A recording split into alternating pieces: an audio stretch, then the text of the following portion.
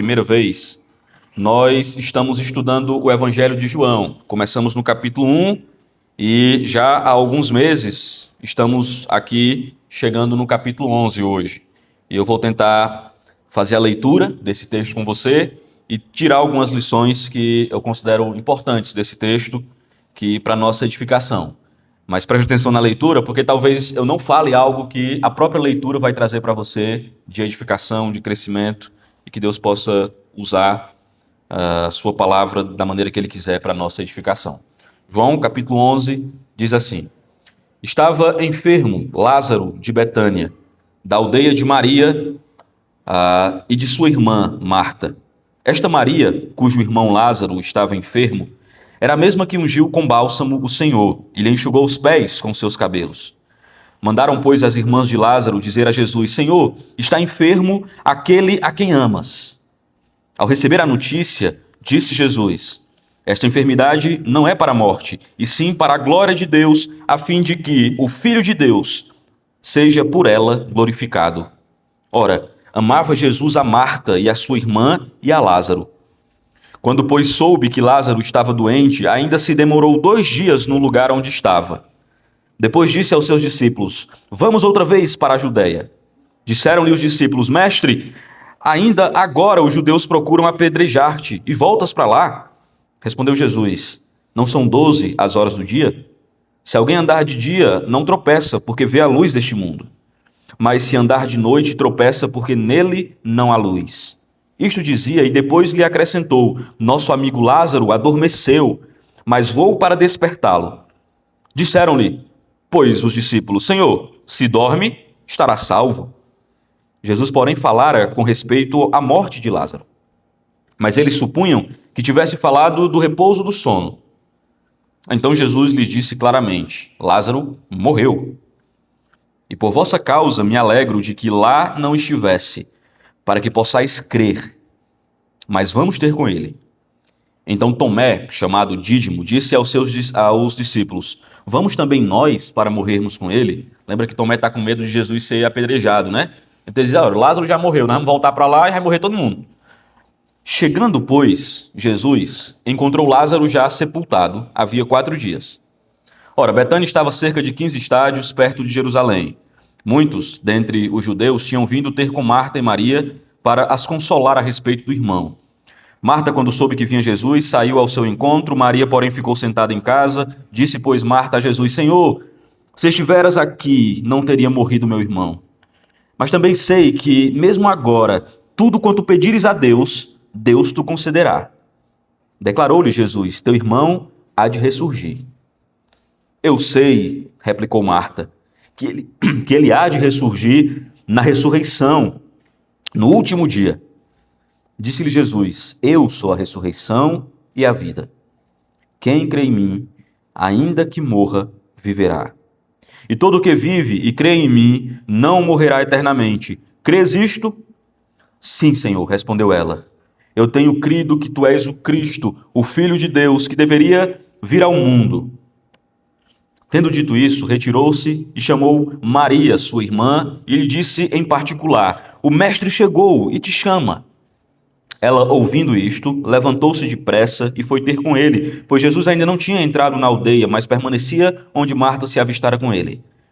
Ora, os judeus que estavam com Maria em casa e a consolavam, vendo-a levantar-se depressa e sair, seguiram-na, supondo que ela ia ao túmulo para chorar. Quando Maria chegou ao lugar onde estava Jesus, ao vê-lo, lançou-se-lhes aos pés, dizendo: Senhor, mesma coisa, se estiveras aqui, meu irmão não teria morrido. Jesus, vendo-a chorar, e bem assim os judeus que a acompanhavam, agitou-se no espírito e comoveu-se, e perguntou: Onde o sepultaste? Eles lhe responderam: Senhor, vem e vê. Jesus chorou. Então disseram os judeus: Vede quanto o amava.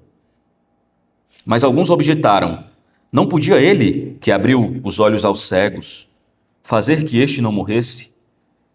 Jesus, agitando-se novamente em si mesmo, encaminhou-se para o túmulo. Era esta uma gruta cuja entrada tinha posto uma pedra. Então ordenou Jesus: tirai a pedra. Disse-lhe Marta, irmã do morto: Senhor, já cheira mal, porque já é 4 dias. Respondeu-lhes Jesus: não te disse eu que, se creres, verás a glória de Deus? Tiraram então a pedra, e Jesus, levantando os olhos para o céu, disse: Pai, graças te dou porque me ouviste, desculpa. Aliás, eu sabia que sempre me ouves. Mas assim falei por causa da multidão presente, para que creiam que tu me enviaste. E tendo dito isso, clamou em alta voz: Lázaro, vem para fora. Saiu ele, que estava morto, tendo os pés e as mãos ligados com atadura, o rosto envolto no lençol. Então lhe ordenou Jesus: desatai-o e deixai-o ir. Muitos, pois, dentre os judeus que tinham vindo visitar Maria, vendo o que fizera Jesus, creram nele. Outros, porém, foram ter com os fariseus e lhes contaram dos feitos que Jesus realizara. Somente até aqui, vamos orar. Senhor, aqui está uma das passagens mais extraordinárias da tua santa palavra. E mais uma vez, não sabemos expor esse texto com a profundidade que ele tem. Que teu Espírito Santo ilumine a nossa mente, o nosso coração, a nossa fala, a fim de que a tua palavra, Senhor, possa ser aplicada aos nossos corações. Que o Senhor me livre dos erros e me dê a graça de ser fiel ao texto. No nome de Jesus. Amém. Hoje pela manhã, nós estávamos estudando sobre o livro de Eclesiastes. O livro de Eclesiastes, ele é um livro que falamos hoje pela manhã, que se você não fizer uma leitura correta dele, você pode cair num grande erro de ver essa vida como sem sentido. Porque Salomão, de fato, está falando sobre isso.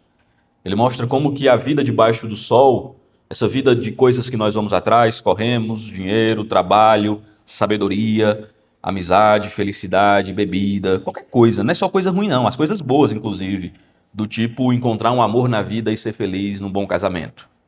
Salomão vai mostrar que tudo isso é vaidade e que essas coisas, e se a nossa esperança, Paulo lembra também sobre isso, dando luz a Salomão, se a nossa esperança se limita a esta vida, nós somos os mais miseráveis dos homens. Basta a morte para tirar toda expectativa que nós temos. Basta saber que somos finitos, que morremos e que tudo que nós construímos e buscamos aqui nessa vida um dia vai passar, para que a gente possa perceber que essa vida precisa ter um sentido para além dela. Essa vida não pode se limitar ao acúmulo de coisas que nós podemos ter, ou mesmo à felicidade que nós tanto buscamos. Porque a própria morte seria suficiente para arrancar qualquer sorriso da nossa boca, qualquer sensação de alegria e euforia, e uma vez mais nós nos depararíamos com a sensação de que nada faz o menor sentido. Então, Jesus ele lida nesse texto com esse que é possivelmente o grande assunto da Bíblia. De que modo nós podemos viver? Este é o grande tema da Bíblia. Lembra que a Bíblia ela começa no Gênesis com a história de Adão, né? Criação, tal, e aí vem a história de Adão. No relato da criação, ou da história da redenção, nós começamos com o fato de que Deus nos criou para desfrutá-lo dele eternamente. E o pecado nos afastou desse Deus. E a consequência do pecado era a morte. A morte é o lembrete de que todos nós somos pecadores. E o lembrete de que todos nós passamos. E de que todos nós nascemos debaixo de uma condenação. Condenação do pecado que se manifesta por meio da morte. Vemos Lázaro aqui de 4 dias, morto, e as irmãs dele com razão diziam: já cheira mal. O apodrecimento do nosso corpo diante da morte é um lembrete de quão frágeis nós somos desde que o pecado entrou nesse mundo. Envelhecemos, perecemos e um dia todos nós morreremos. E Cristo lida com esse tema de uma maneira muito bonita nessa passagem, né? Aqui, muito mais do que um evento de uma redação teológica, o que nós temos aqui é uma narrativa bela. de como Cristo lidou com a morte e a morte de um amigo amado que ele tinha. O milagre, portanto, aqui é o 7º milagre que João narra, é o último dos milagres citado aqui por João. Eu creio que seja o último que ele vai citar. O restante aqui vai desenrolar sobre sua teologia, os discípulos, a ceia e a crucificação e os eventos que antecedem a morte do Senhor Jesus. E não podia ser diferente. Ele encerra mostrando que ele não é só Senhor do sustento e do alimento, como nós já vimos. Ele não é só o Deus que dá vista aos cegos. Cristo não é só o Senhor dos nossos dilemas, como foi com a mulher samaritana. Ele não lida só com o tema da nossa sede espiritual. Cristo lida com o grande tema da vida humana, que é a nossa finitude e a nossa morte. Sobre isso, Jesus Cristo está falando. Se você não sabe, um dia você estará como Lázaro, morto, e o seu corpo inchado, se Cristo não voltar até lá. E eu estou fazendo questão de você perceber essa cena para que você veja como você é frágil, como a sua vida passa e como você necessita de um encontro com esse que venceu a morte. A menos que você o encontre e a menos que a sua alma tenha esperança dessa vida eterna, o máximo que um homem sem Deus pode esperar da sua vida é um dia lidar com a morte e saber que é finito e que todos os seus projetos acabarão, todos os seus planos não valerão mais de nada, todo o dinheiro que acumulou não faz mais nenhum sentido, a sua beleza pereceu e nada mais resta. Só você, a morte e a expectativa de um Deus que julga todos. Essa é a cena que está diante de nós. E Cristo lida com essa cena, mas não simplesmente trazendo uma angústia para a nossa alma. É preciso que nós tenhamos o diagnóstico do nosso problema. Todos perecemos e um dia todos morreremos. Mas é preciso que apresentemos também um remédio. Cristo é aquele, como ele disse para Marta, que é a ressurreição e a vida. E aquele que nele crê, ainda que morra, viverá. Essa é a expectativa que nós temos. Que a nossa vida, embora um dia tenhamos que lidar com a morte, se estamos em Cristo Jesus, não precisamos temer a morte. Não devemos temer a morte, porque aquele em quem repousa e descansa a nossa alma venceu a morte. Ele é a ressurreição, ele é a vida, e aquele que nele crê, ainda que morra, viverá. Isso traz esperança para a sua alma, isso deve trazer esperança para aqueles que partiram em Cristo, de que não perecerão ou não pereceram para a eternidade, porque creram no Senhor. E aquele que creu em Cristo, ainda que morra, viverá. É um texto, portanto, sobre esperança. Embora lide com a morte, o seu objetivo final é trazer esperança para a nossa vida. Um certo comentarista, chamado Wisby, acho que é assim que pronuncia o nome dele, ele disse que o texto é dividido em 3 objetivos. Jesus está falando com 3 públicos diferentes, 3 grupos. E nos 3 grupos, o objetivo do Senhor Jesus é fortalecer a fé dessas pessoas. Primeiro, os discípulos. No versículo 15 ele diz que se alegra porque aquilo aconteceu para que os discípulos pudessem crer. E vai conduzir os discípulos a crerem melhor, mais fortalecidos no Senhor Jesus. Segundo, aquilo acontece para que as irmãs Marta e Maria aperfeiçoem a sua fé. E terceiro, para os judeus, para que eles passem a crer no Senhor Jesus. O que isso significa para nós que estamos lendo o texto? Que o objetivo do Senhor com esse texto para nós também é que nós tenhamos fé. Esse é o objetivo. É confrontar-nos na nossa incredulidade. E a incredulidade é um tema que afeta todos nós. Todos nós lidamos com a incredulidade, crentes e descrentes. Nós olhamos para a palavra de Deus e cremos na palavra de Deus, mas há coisas ainda que a nossa fé precisa ser aperfeiçoada.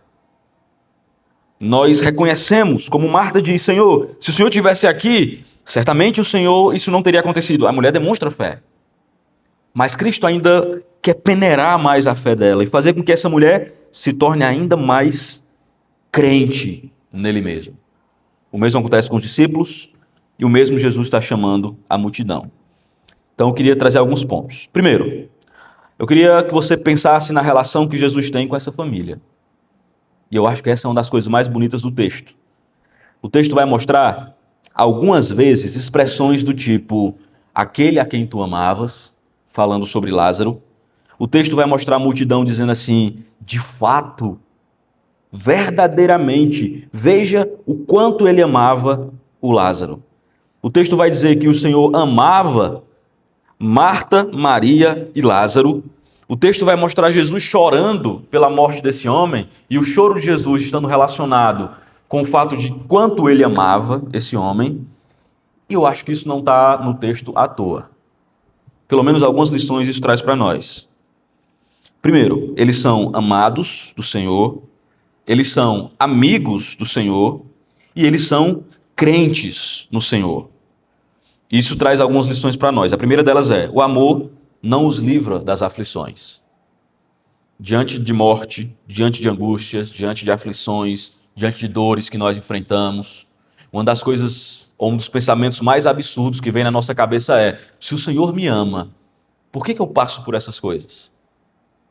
E perceba que Cristo ama essa família. Se tem uma coisa clara nesse texto, é o amor de Jesus por Lázaro, por Marta e por Maria. E embora o Senhor os ame, o Senhor não os livra das aflições. Apesar do seu amor, essa família enfrenta uma aflição gigante. Eles eram amigos dele. E a amizade deles não os livra. Eles tinham fé no Senhor Jesus. E isso também não os livra das aflições. Mas o que isso traz para eles? Primeiro, o amor não os livra das aflições, mas o amor, assim como a amizade deles com o Senhor Jesus, faz com que eles tenham alguém para chorar juntos. Eu acho isso muito bonito. Eu acho esperançoso para nós, para mim e para você, saber que em nenhuma das nossas aflições nós vamos enfrentá-las sozinhos. Nenhuma dor, seja da morte, seja das angústias, seja das decepções, seja do que é que nós tivermos que enfrentar nessa vida.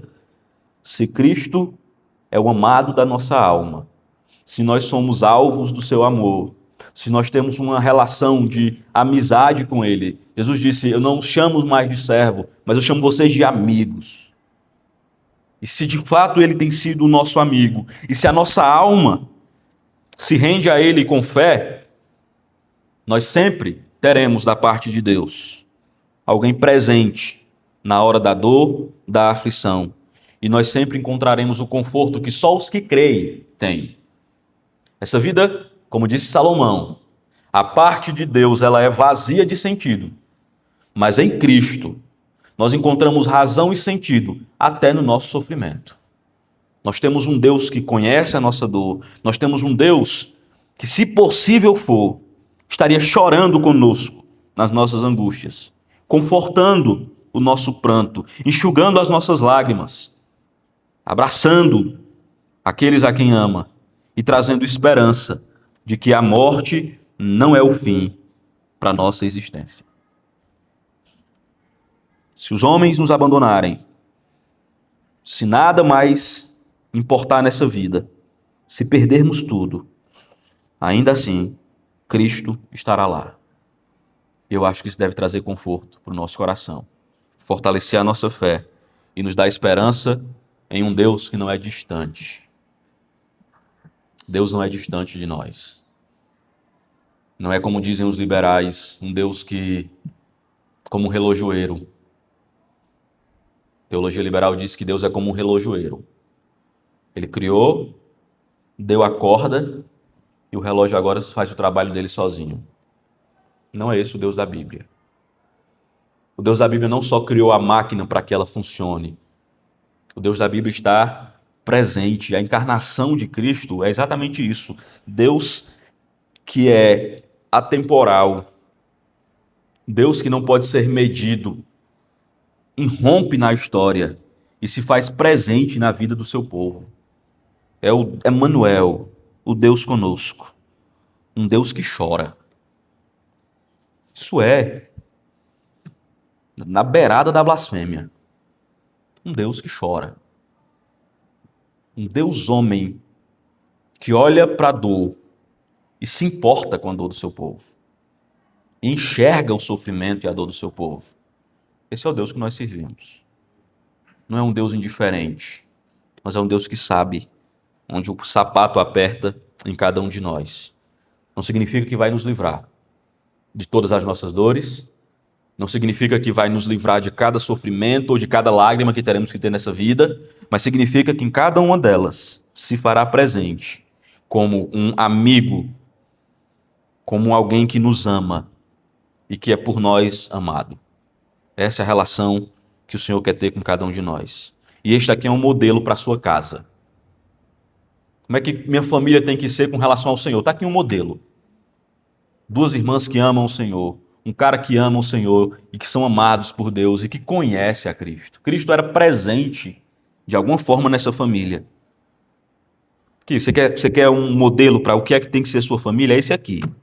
Todos aqui são amigos de Jesus, todos aqui creem em Jesus e todos aqui amam a Jesus. E são por eles amados. Esse é o alvo. Quero ser essa pessoa, quero ser essa família. Segundo, perceba no texto, além da proximidade e do amor de Jesus por esse povo, o absoluto controle do Senhor Jesus sobre a situação. Lázaro morre. De onde Lázaro está e Jesus está, dá mais ou menos 30 quilômetros. Não tinha Uber. Demorava pelo menos um dia para chegar essa viagem aqui de 30 quilômetros. As pessoas entendem mais ou menos assim: Lázaro morreu, o cara que foi avisar Jesus demorou um dia para chegar, Jesus deixa ele lá, passa mais 2 dias e volta, mais um dia para voltar, 4 dias.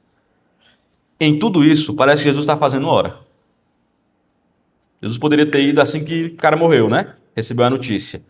Mas Jesus já avisa para os seus discípulos, para que ninguém tenha dúvida de que ele está no controle. Primeiro, no versículo 4, essa enfermidade não é para a morte, mas para a glória de Deus. Lá na frente, Jesus diz: macho, Lázaro morreu. Os discípulos estão achando que ele está usando uma metáfora, né? Ou que ele está dormindo. Eles, não, ele morreu. E é por isso que eu tenho que ir lá para resolver o problema. Jesus tem controle do tempo, Jesus tem controle da situação, Jesus tem controle do que está acontecendo, Jesus tem controle sobre a vida, sobre a morte, sobre Lázaro e sobre cada um de nós que estamos aqui. E Jesus segue o cronograma de Deus. Isso deve nos ensinar algumas coisas. Primeiro, o cronograma do Senhor é diferente do nosso. E ao olhar para um texto desse aqui, nós devemos confiar no que Cristo está fazendo. Não só na vida de Lázaro, mas no que Jesus pode estar fazendo na nossa própria vida. Jesus tem o seu tempo para agir e ele agirá no tempo que ele mesmo predeterminou. Jesus tem os seus propósitos com a enfermidade, Jesus tem os seus propósitos com a morte, Jesus tem os seus propósitos com as tragédias da nossa vida. Nada está fora do santo controle do Senhor Jesus Cristo. Esse texto, ele é um daqueles textos que mostra, né? João mostra isso várias vezes, mas esse é um dos mais claros, em que você percebe a dupla natureza do Senhor Jesus. Você vê a humanidade de Cristo evidente e você vê a divindade de Cristo evidente. A divindade de Cristo se evidencia nesse texto, no fato de que ele tem absoluto controle de tudo o que está acontecendo. A notícia que ele recebe é: ele está doente. A resposta que ele dá para os discípulos é: ele está morto. Ninguém disse que ele estava morto. Jesus sabia o que tinha acontecido. Jesus sabe a hora que tem que ir. Jesus sabe o motivo por que tem que ir e quando tem que ir. Isso deve trazer para nós, de novo, um certo descanso na soberana mão de Deus sobre cada evento que acontece na nossa vida. Deus está no controle. Deus sempre esteve no controle. Nada foge do controle do Senhor. Nesse universo, nessa igreja, na sua vida, na sua história, cada evento é governado por um Deus providente, que controla todas as coisas, para a glória do seu nome e para o bem daqueles que amam a Deus. E nisso nós podemos e devemos descansar. Esse é a cura e o remédio que o Senhor dá para as nossas ansiedades. Descansar o nosso coração, a nossa vida e os nossos dilemas na mão de um Deus que é soberano, na mão de um Deus que controla cada centímetro desse universo. Que isso seja verdadeiro para você. Que isso não seja só uma abstração teológica. Que não seja aquela coisa que a gente fala, Deus é soberano. Beleza, o que isso significa para você? Deus é soberano, ok. O que isso tem a ver com as dificuldades que você enfrenta? O que a soberania de Deus tem a ver com os seus dilemas? O que a soberania de Deus tem a ver com o seu casamento, com a sua solteirice, com a sua viuvez? O que a soberania de Deus tem a ver comigo? Tem a ver que vida e morte estão nas mãos do Senhor e que nós podemos descansar nas suas mãos. Não só nas coisas pequenas, do tipo, deixa Deus cuidar, sei lá, da minha casa, mas nas coisas grandes, deixa Deus cuidar do meu câncer, até as últimas consequências desse câncer. Não somente na expectativa da cura, mas na expectativa de que até na morte, se ela for necessária, o Senhor, soberano do universo, que está sentado no trono, governando cada milímetro desse universo, esse Deus, se a morte for necessária para o plano que ele tem, ele sabe o que está fazendo. Isso não exclui as nossas lágrimas, isso não exclui a nossa dor, isso não exclui o nosso pranto, isso não exclui o nosso coração tremendo de saudade, isso não exclui nada disso. Mas isso nos faz ver que o sentido da vida não acabou ali. Não se encerra aqui. Há uma vida para além dessa. Há uma vida para além desse sol. Há uma expectativa maior do que nós poderíamos ter no aqui e no agora. Não somos como aqueles que vivem olhando e confiando no que perece. Nós somos como aqueles que aguardam a eternidade, confiando num Deus que tem poder, inclusive, para nos ressuscitar. É isso que Paulo está escrevendo lá em 1 Coríntios, né? Daqui a pouco a gente vai lá. Terceiro, já citei, mas eu queria enfatizar a complexidade de Jesus nesse texto. É o Deus homem, é o Cristo que manifesta sua divindade por meio do seu poder, da sua soberania, e é o Cristo que demonstra sua humanidade, chorando a dor e a perda de um amigo querido. Jesus, com isso, não só nos ensina que ele é humano, mas Jesus, com isso, nos ensina como sermos humanos. Isso é uma lição importante de Jesus. Esse versículo pequeno, né, dizem que é o menor da Bíblia, Jesus chorou. Ele ensina muita coisa. Mas eu queria dar dois destaques: a humanidade do Senhor e como Cristo nos ensina a ser humanos. Uma vez eu vi um cara crente, com muita pouca sabedoria. Alguém tinha morrido, uma linha, essas coisas de telha, né, caiu na cabeça do cara. E aí a família chorando, e o crente querendo ser espiritual, disse: foi a linha, mas se não fosse a linha, podia ser outra coisa, podia ser só a telha. Né? Tipo assim, ele queria enfatizar a soberania de Deus. Acho que era o dia dele. A linha caiu, se não fosse a linha, seria uma telha, qualquer outra coisa assim. O que é que isso lembra para nós? O que é que isso demonstra? Uma falta de bom senso, de perceber a dor do outro, de se compadecer com a dor do outro. Cristo nos ensina, por meio da sua humanidade, que na humanidade perfeita de Cristo, e portanto um modelo para nós de como sermos humanos, olhar e sentir a dor dos outros é algo importante. Biblicamente importante e humano. Quando Maria chega para ele e diz o que acontece, e a sua alma se estremece, se agita, lá na frente, quando de novo ele escuta sobre o túmulo e chega diante dele e a sua alma se agita, no versículo 35, quando diz que ele chorou, Jesus nos ensina que parte da nossa humanidade tem a ver com sentirmos a dor do outro, nos colocarmos algumas vezes no lugar dos outros. E isso nos aproxima muito de um padrão de humano que o Senhor quer que nós sejamos. Por isso que Paulo diz em 1 Coríntios: chorai com os que choram, alegrai-vos com os que se alegram. Paulo está incentivando a igreja, na sua nova vida, a sofrer a dor do outro e viver a alegria do outro. Porque em Cristo nós não vivemos para nós mesmos, mas em Cristo nós passamos a viver também em dedicação e em função do serviço aos outros. Isso envolve nos alegrarmos com os que se alegram. Isso envolve chorar com os que choram. Cristo nos ensina que um homem de fé, um homem que confia em Deus e que sabe o que vai fazer daqui a pouco, não exclui o fato de sentir a dor. Chorar, sofrer, carregar suas angústias, inclusive levá-las aos pés do Senhor, não nos faz menos parecidos com Cristo. Pelo contrário, nas horas de nossa dor, nós não precisamos ter uma fé fingida do tipo, nada estou sentindo. Sim, a nossa alma está agitada, o nosso coração está rasgado de dor, nós não sabemos o que fazer, é desesperador perder alguém. O homem não foi feito para morrer, ele foi feito para desfrutar eternamente de Deus. A morte é uma desgraça que não deveria existir em nossa vida. Isso rasga o nosso coração. Isso não significa falta de fé. Cristo, Deus homem, chora diante do seu amigo morto.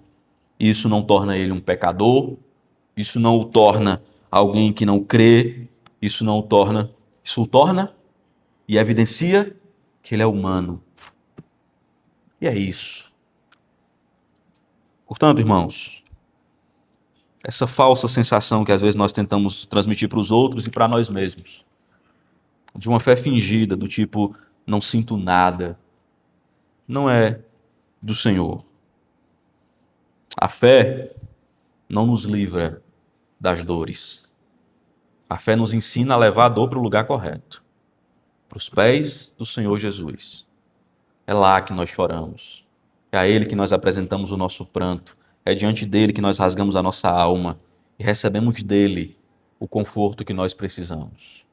O conforto que nós tanto precisamos, recebemos do Senhor. E esse texto sobre a complexidade do Senhor nos ensina sobre Deus, que eu já citei, mas quero enfatizar. O Deus que se importa com nossas dores. O Deus que sabe o que nós vivemos. Há um profeta que diz que ele é um homem que sabe o que é padecer. Hebreus nos diz que nós temos um sumo sacerdote que se compadece das nossas dores, que sabe das nossas dores, porque experimentou cada uma delas enquanto aqui esteve. Quarto, quero que você perceba a surpreendente fé dessas irmãs e aprenda com elas. Essas mulheres dizem, Senhor, elas não culpam o Senhor. Aqui não é uma culpa. Aqui é uma apresentação de mulheres que creem no Senhor e dizem, Senhor, se o Senhor tivesse chegado. E as duas dizem a mesma coisa, né? Tem um comentarista que diz que provavelmente as duas se conversaram, já estavam nesses 4 dias, né? Falando sobre o que aconteceu. Rapaz, se ele tivesse chegado a tempo.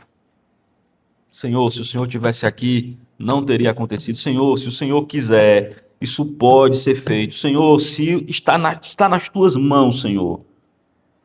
Isso é fé. Está nas tuas mãos, Senhor. Se o Senhor quiser, o Senhor pode fazer. Eu não estou culpando o Senhor porque o Senhor não esteve. Estou só querendo lembrar que o Senhor poderia e pode fazer. Se o Senhor estivesse aqui, meu irmão não teria morrido. Mas ela vai além no versículo 22. Mas eu também sei que mesmo agora, tudo quanto pedires a Deus, Deus te concederá. Que fé extraordinária. Ela olha e diz, Senhor, eu sei que o Senhor poderia fazer com ele vivo. Mas eu sei que se o Senhor pedisse agora, também aconteceria. E Jesus responde, teu irmão há de ressurgir. E ela sabia de teologia. E ela disse: eu sei, Senhor, que na ressurreição, no último dia, ele vai ressurgir. E aí vem onde a fé que já existe é aperfeiçoada. E Jesus diz: eu sou a ressurreição. No caso de Lázaro, você não precisa esperar, porque eu estou aqui. Eu sou a ressurreição e a vida. Quem crê em mim, ainda que morra, viverá. E esse é o ponto ápice da teologia do Senhor Jesus aqui. Se você não entendeu nada do que eu falei até aqui, ouça o que Jesus está dizendo para você. Ele é a ressurreição e a vida. Cristo é aquele que nos livra da morte eterna. Cristo é aquele que dá vida àqueles que estão mortos nos seus pecados. Mas Cristo é aquele que ressuscita literalmente e que há de ressuscitar literalmente todo aquele que nele crê. Eu quero que você, cristão, saiba que no momento que você creu no Senhor Jesus, você recebeu uma promessa de vida eterna. Ainda que morra, viverá. Isso muda o nosso velório. Mas isso muda também a nossa maneira de viver a nossa vida. Não vivemos como aqueles desesperados que só têm uma vida para viver. Tolos, que dizem: o dia é agora, a hora é agora, se não fizermos agora, de nada valerá. Você tem que viver sua vida o máximo que você puder. Porque é só isso que nós temos. Nós não somos assim. Nós não só temos isso aqui. Nossa esperança não está em nada disso aqui. Ainda que morra, viverá. Saímos da morte para a vida no momento que cremos naquele que é a ressurreição e a vida. O nosso choro é o choro daqueles que sentem saudade por alguém que viajou. O nosso choro não é o desespero dos que perderam a esperança. Passamos da morte para a vida. Isso muda a nossa lida com a morte. Isso muda a maneira de nós vivermos essa vida aqui e agora. Essa é uma promessa para todos os que creem. Não só da morte eterna. E ele nos livrou da morte eterna. Efésios diz que ele nos tirou da morte para a vida. Nos livrou do império das trevas, nos levou para o reino do Filho do seu amor. Mas também, 1 Coríntios nos diz que a nossa esperança não é somente aqui e agora. Se esperarmos em Cristo somente para essa vida, somos os mais miseráveis, infelizes dos homens. Nossa esperança é vivermos eternamente para Cristo. Que os homens considerem isso uma loucura. Não estamos preocupados em parecermos sábios para os homens. Não é isso. Não é essa a nossa preocupação. Nossa preocupação é que a esperança das nossas almas não sejam arrancadas e possamos viver para a glória de Deus. No texto que nós lemos de 1 Coríntios, quando Paulo fala sobre a ressurreição, lembra que ele falou no versículo 32, dizendo por que nós fazemos o que fazemos. Eu queria lembrar isso para vocês, irmãos. Por que você está aqui? Nigéria? Por que na Nigéria, hoje, agora, vários irmãos estão morrendo por Cristo? Por que você decidiu perder a sua juventude dentro de uma igreja? João Vitor. Novo, bonito. Por que decidiu gastar aqui? Se só tem uma vida para viver, meu filho. Lá fora vão dizer assim: gaste isso com você. Cada colágeno que você ainda tem, use para o seu próprio prazer. Paulo diz: se de fato não há ressurreição, eu estou perdendo meu tempo me expondo a perigo por causa de Cristo toda hora, versículo 30. Dia após dia eu morro. Lutei em vão lá em Éfeso contra feras por causa do Senhor Jesus. Se os mortos não ressuscitam, comamos e bebamos, que amanhã morreremos. É só o que nos resta.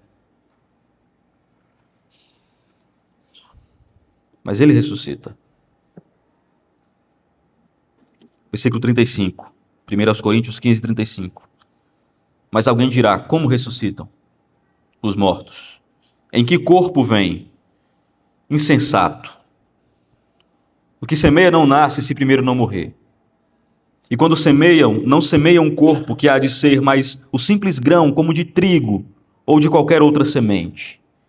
Mas Deus lhe dá corpo como lhe aprouve, dar a cada uma das sementes o seu corpo apropriado.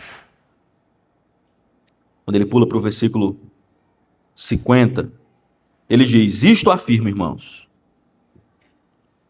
que a carne e o sangue não podem herdar o reino de Deus, nem a corrupção herdar a incorrupção. Eis que vos digo um mistério, nem todos dormiremos, mas seremos todos transformados.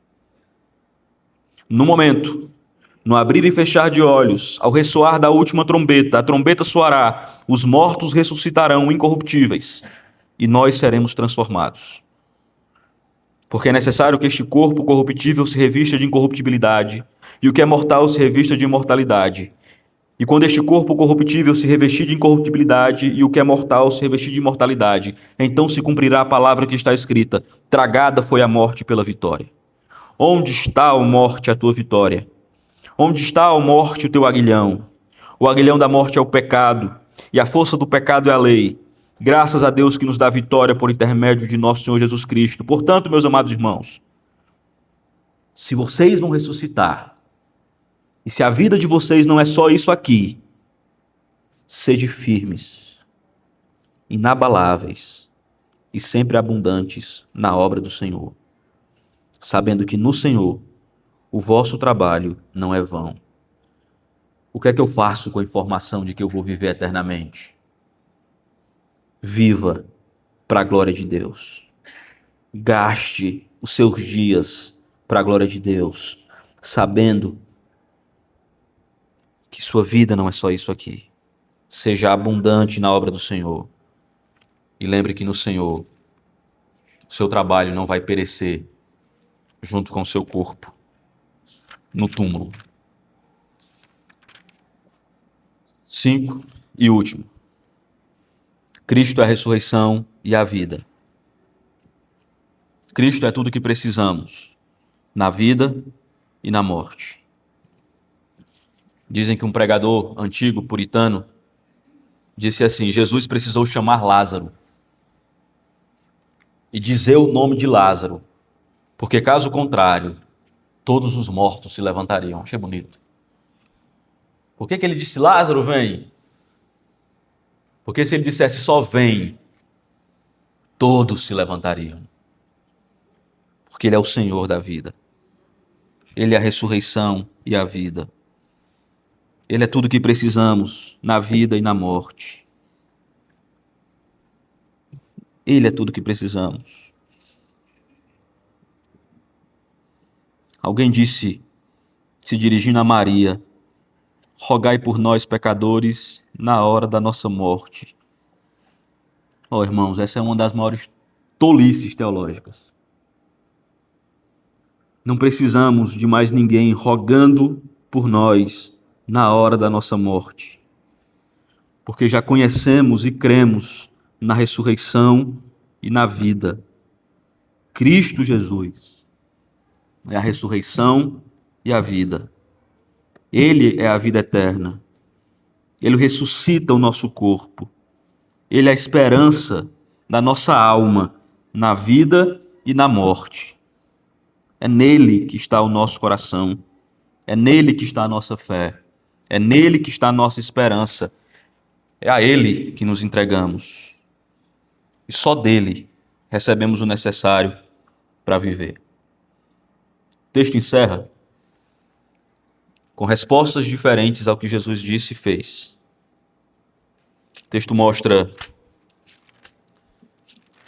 Marta alegre, Maria alegre, a fé dos discípulos fortalecidas. Versículo 45, muitos dentre os judeus tinham ido visitar, vendo o que ele fez, creram nele. E o versículo 46 diz que muitos foram fofocar para os fariseus, para que ele fosse morto. Depois disso, os fariseus fazem um plano para matar Jesus e decidem que ele tem que morrer. Essa é a resposta. Essa é a resposta de um mundo que rejeita o Salvador. A ressurreição e a vida está diante deles. E eles dizem, eu vou matar. Eu vou matar a ressurreição e a vida. Porque eu já tenho um Deus. Minha religião é o meu Deus. Minha fama é o meu Deus. A vida é minha. E ele precisa ser morto. Qual é a sua resposta diante do Salvador? Uma vez mais ele está dizendo, eu sou a ressurreição e a vida. Quem crê em mim, ainda que morra, viverá. E todo o que vive e crê em mim, não morrerá eternamente. E a pergunta é para todos vocês. Crês isto? Todo o que vive e crê em mim, não morrerá eternamente. Jesus pergunta, vocês creem? Qual é a sua resposta para o Salvador? Você pode permanecer na morte, ou você pode viver eternamente, desde que a sua fé, a sua alma, a sua vida e a sua morte esteja nas mãos de Jesus. Não saia daqui sem isso. Se você crer nisso, me avise que eu quero orar por você. Enquanto isso, o grupo de louvor pode vir aqui à frente e nós vamos orar. Senhor, obrigado, Senhor. O Senhor é a nossa esperança. É no Senhor que a nossa alma descansa. É no Senhor que a nossa vida repousa.